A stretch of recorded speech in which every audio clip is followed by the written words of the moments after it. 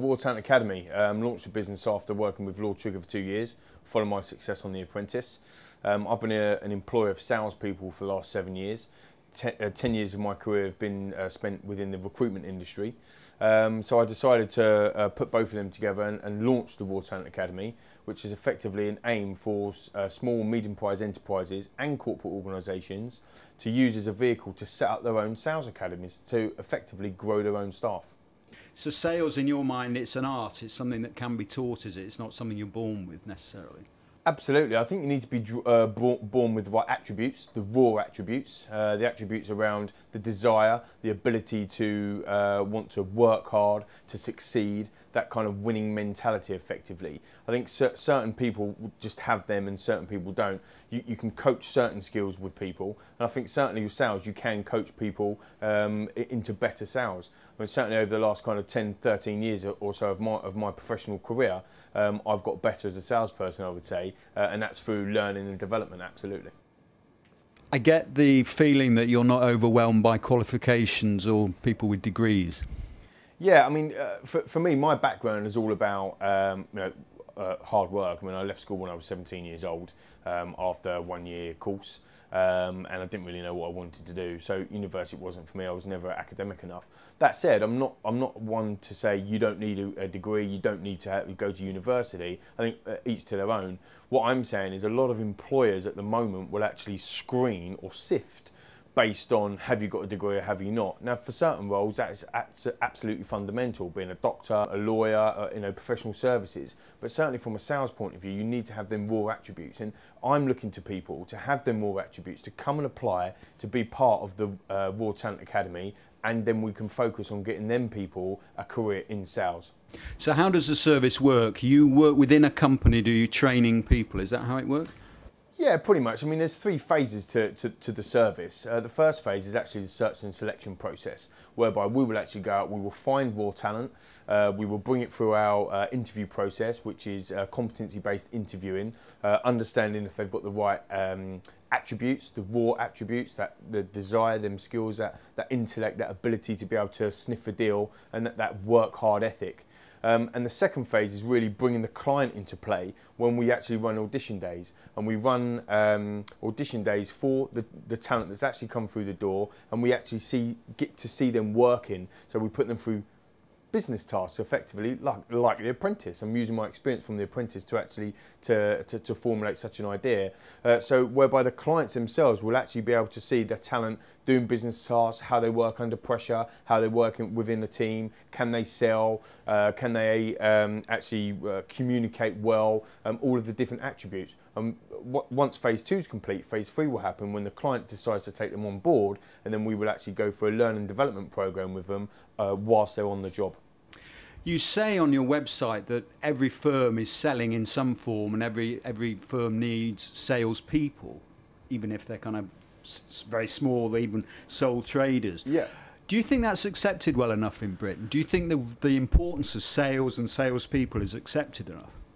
Great question, Mike. Maybe not so much, Mike. I mean, I think that sales has been a dirty word. There's absolutely no doubt about it. That's why I'm quite overemphasising the word sales. Yes, we can have a business career. Yes, we can have a career in marketing, or we can have a career. You can sex it up in any which way. But fundamentally, every single business that I've ever been in, ever worked in, and launching my own company now, the centrepiece is sales. Because whether or not you're a one-man band, you're selling yourself, whether or not you're actually even just going to a job interview and having to sell your key qualities, what you're having to do there is at some level having to sell. Whether or not you're selling a multinational company's brand, or whether or not you're selling a product for a multinational company. Again, everything is to come back to do with sales. So yeah, I think it's fundamental that people need to learn the skills of sales, and I don't think it's widely accepted enough. Even in the roots, if you like, of our curriculum within 16 to 18-year-olds in further education, we should be looking at potentially making some sales provisions or business enterprise provisions in order for these guys to actually go out there and use them skills once they're getting a job or once they're starting up their own company, for example. How important is the ethical side to you when you're teaching? Because I think we're all aware, we've all experienced kind of heavy-handed sales or sales of a product which doesn't live up to the kind of hype. How important is honest sales to you? Hugely important. I think, what I would term that as consultative sale. I ran a recruitment business which turned over £32 million before I went into the Apprentice, and all of my guys were taught around consultative selling. It's not about going in there and trying to close a deal no matter what happens. It's about giving the customer what they need, and in order to give the customer what they need, you need to find out what the customer wants. So it's about identifying, probing, asking questions, understanding what the customer needs. Because at the end of the day, Mike, if you can provide a service or a product that the customer wants at a good price and the customer's happy and you're happy, then everybody's a winner. I mean, let's be honest. I'm quite passionate about the fact that I believe the best always come from within. And you can use a couple of examples here, such as Lewis Hamilton, for example, driving for McLaren. He's been there since he was 8.